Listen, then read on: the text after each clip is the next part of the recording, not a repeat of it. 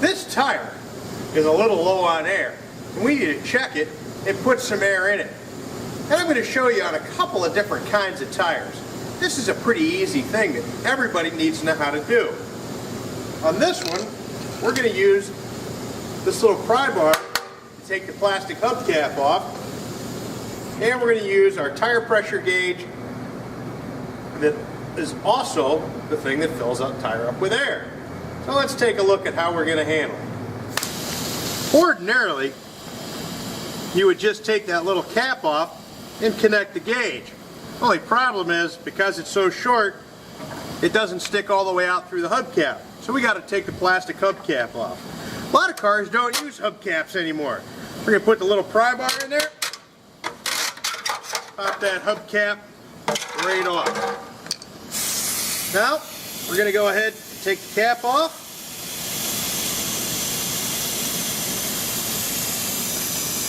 And we're going to put the end onto the valve and take a reading.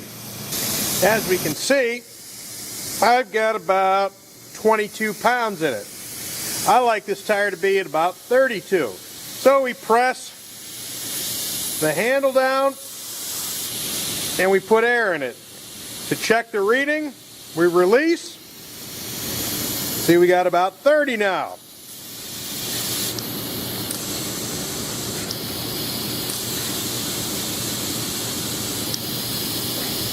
Here's about 32.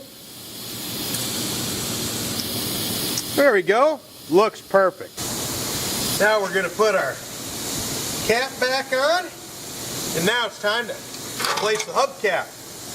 And one thing a lot of people forget about the hubcap, there's always going to be a hole somewhere so the stem can stick out. Now this one, it doesn't stick out far enough, but it's still got to go through there or else it's going to get hung up on the back of the cap. So we're going to set the hubcap on here, and it's pretty easy to get on. A lot of them you can just put on with your hand. Very simple. So, you want to see where the air comes from? If it comes from the hose, let's check it out. There she is! The air compressor up in the compressor room. It's a big twin cylinder job. As you can see, for here, it's loud. That's why we keep it up here, out of the way. Not down in the shop. This thing keeps pressure at about 150 psi.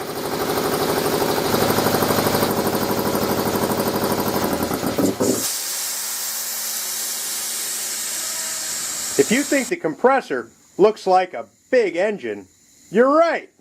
Take a look. It is like an engine. It's a twin cylinder job. It even takes oil. So periodically we need to check the level. We look in this sight glass right here. And we look at to see if the level is full.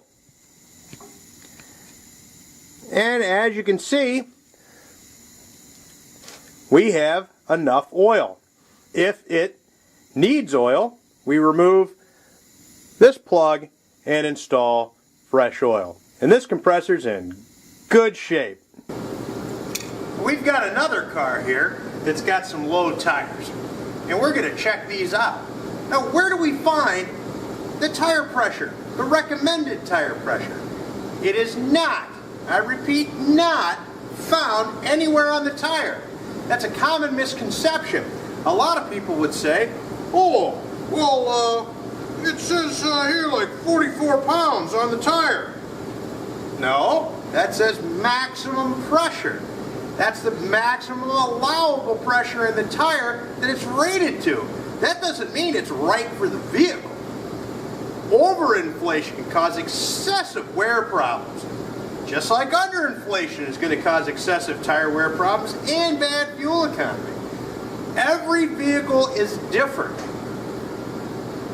There's a lot of variables here. Remember, a lot of the same kind of cars, or I should say, a lot of different kind of cars use the same kind of tire. So, it stands to reason that not every car is going to be the same. So where are we going to find that information? We can either find it in the owner's manual, or We can find the tire pressure information on this decal, usually located in the door jamb of the vehicle on the driver's side. I've also seen it in the glove compartment. Let's take a look at what we have. Front and rear. Cold inflation pressure, 30 psi. So this vehicle's recommended tire pressure is 30 psi. That's a lot different than that maximum of 44 psi listed on the tires. This is what we go by. This is important. Here's a different tire pressure tool. Now this is a real nice fancy one that you use for doing heavy truck tires, but they also have small versions, about the size of your regular Bic pen. And how they work is you hook it up here and it shoots this out the bottom and it lets you know what your pressure's at. So let's take a look.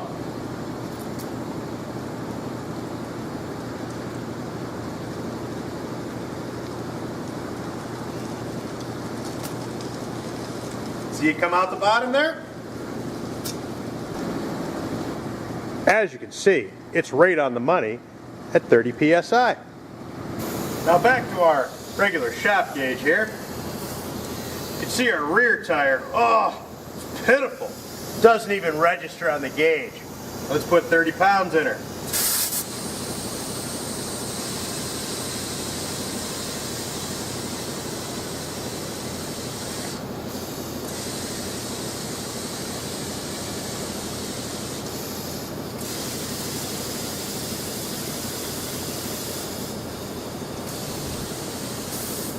There we go, 30 pounds. Don't forget to put the little cap back in.